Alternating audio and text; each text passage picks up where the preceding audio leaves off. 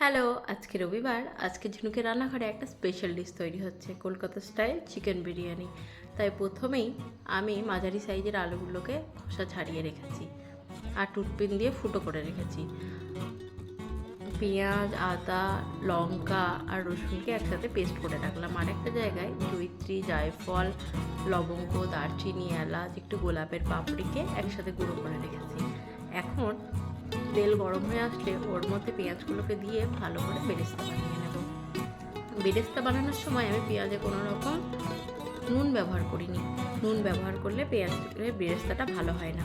এখন আমার বেরেস্তাটা হয়ে গেছে, আমি বেরেস্তাটাকে তুলে রাখলাম আর খানিকটা তেলে রেখে দিয়েছিলাম। ওর মধ্যেই জল দিয়ে দিলাম আর একটু হলুদ আর বেশি করে কাশ্মীরি লঙ্কার গুঁড়ো ব্যবহার করলাম।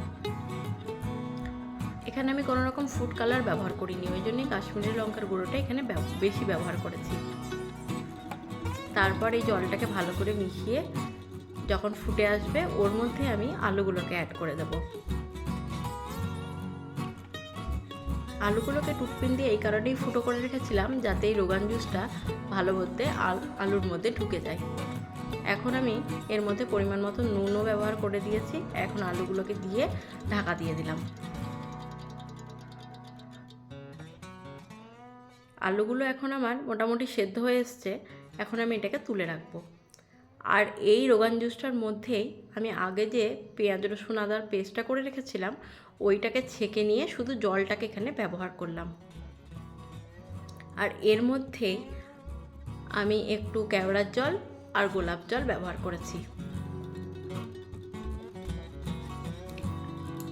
এখন মাংসগুলোকে এর মধ্যে দিয়ে আমি ঢেকে দেব।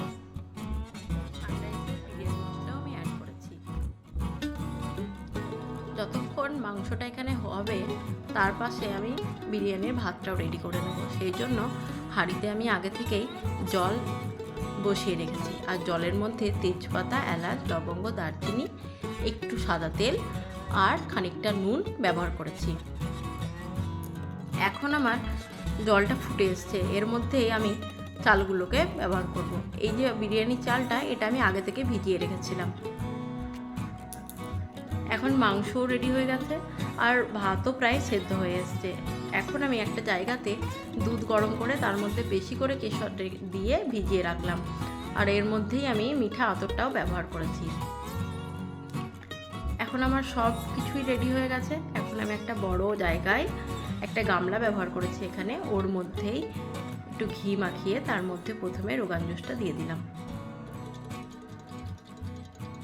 এখন ওর মধ্যে আলুগুলো আর চিকেনগুলোকে ভালো করে সাজিয়ে নেব। আমি এখানে বিরিয়ানিতে 3-4টে লেয়ার করিনি, আমার বিরিয়ানিটা খুব অল্প পরিমাণই হয়েছিল, 3-4টে লোকের মতন, তার জন্য আমি একটা লেয়ারই করেছিলাম। এখন যখন এগুলো সাজানো হয়ে গেল এর ওপর থেকে একটু সানরাইজের বিরিয়ানি মশলা, একটু ঘরে বানানো যে বিরিয়ানি মশলাটা ছিল সেটা, একটু কেওড়ার জল, একটু গোলাপ জল আর যে দুধটা কেশর দিয়ে ভিজিয়ে রেখেছিলাম সেই দুধটা এখানে একটু অল্প ব্যবহার করে নিলাম। এবারে ভাতটা দিয়ে ভালো করে আমি ভাতটাকে চেপে নিচ্ছি। এর ওপর থেকে বিরিয়ানি মশলা, ঘরে বানানো কেশর দুধ, রোগান জুসটা আর বেরেস্তাটা দিয়ে ভালো করে আমি সাজিয়ে নিলাম। আর অবশ্যই ওপর থেকে খানিকটা ঘিও দিয়ে নিয়েছিলাম। আর এখানেই আমার মনে হয়েছে নুনটা একটু কম আছে, তাই ওপর থেকে একটু নুনটাও ছড়িয়ে দিলাম।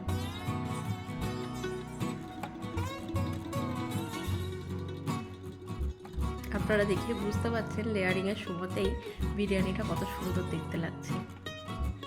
এখন যখন আমার লেয়ারিংটা পুরো কমপ্লিট হয়ে গেছে, এখন আমি একটা ময়দা লেয়ার করে পুরো দিকটাকে গামলার চারিদিকে আমি ময়দা লেয়ারটা দিয়ে ভালো করে ঢাকা দিয়ে 40 মিনিট মতন আমি এটাকে দমে রেখেছিলাম। এখন ঢাকা খোলার পরে দেখছেন বিরিয়ানিটা কত সুন্দর তৈরি হয়ে গেছে।